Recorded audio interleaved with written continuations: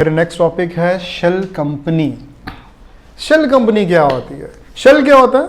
खोखला, शेल, खोल। ऐसी कंपनी जो एक्चुअली कंपनी है ही नहीं, लेकिन कंपनीज एक्ट में रजिस्टर्ड है, इस करके वो कंपनी है। कंपनी नाम की कंपनी है, हरकतों से वो कंपनी है ही नहीं है। ना तो वो, ऐसा भी हो सकता है, ना तो वो कोई गुड्स बना रही है, ना वो कोई सर्विसेज दे रही है, ना उसका कहीं हेडक्वार्टर है, ना उसका कहीं ऑफिस है, ना उसका कहीं मैन्युफैक्चरिंग यूनिट है, बस नाम की कंपनी है। और सर फिर बनाई ही क्यों बनाई हमने इस करके बनाई थी सेल कंपनी, या जिसने भी बनाई थी, हमने नहीं बनाई थी, जिसने भी बनाई थी वो इस करके बनाई थी कि ट्रांजैक्शंस को घुमा सके, वहाँ पे ट्रांजैक्शंस को घुमा सके और ये बता सके कि मेरा इतना खर्चा है, इतनी सैलरी है। ब्लैक मनी को वाइट मनी करने का तरीका है शेल कंपनी बनाना।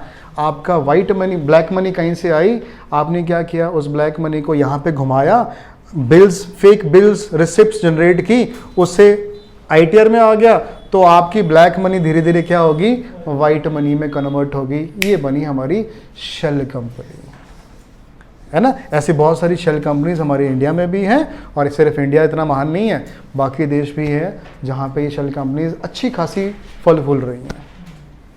और बहुत सारे रूट्स, एक टैक्स हेवन कंट्रीज होती हैं यहाँ पे, बहुत सारी कंट्रीज ऐसी है जिसे हम टैक्स हेवन कंट्रीज कहते हैं, जहाँ पे टैक्स नहीं लगता। या उस रूट से हम इंडिया में आएंगे या इंडिया के रूट से वहाँ जाएंगे तो टैक्स में कुछ छूट मिल जाती है। उस टैक्स से बचने के लिए या उस टैक्स का फ़ायदा उठाने के लिए हम क्या करते हैं, उन देशों में अपनी कंपनी खोल लेते हैं और वहाँ से जो भी ट्रेड है उसको रूट करवाते हैं इंडिया की तरफ या इंडिया से उसकी तरफ, तो हम उस टैक्स से बच जाते हैं, काम खत्म, है ना। मान लीजिए सिंगापुर से और इंडिया का एग्रीमेंट हुआ कि सिंगापुर से जो इंडिया में माल आएगा, जो प्रोडक्ट आएगा, उसमें इंडिया सिंगापुर को टैक्स नहीं लगाएगा। जो भी प्रोडक्ट्स आ रहे हैं सिंगापुर से टैक्स नहीं लगेंगे।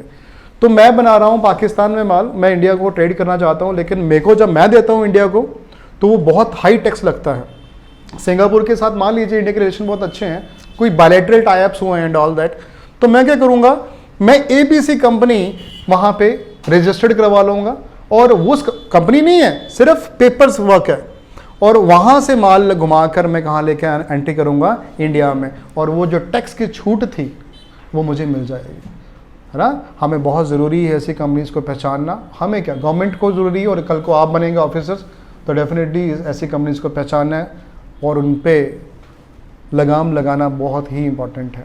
नहीं तो हमारा कंट्री का बहुत बड़ा टैक्स चोरी हो रहा है और बहुत सारा पैसा इंडिया से बाहर जा रहा है, राइट।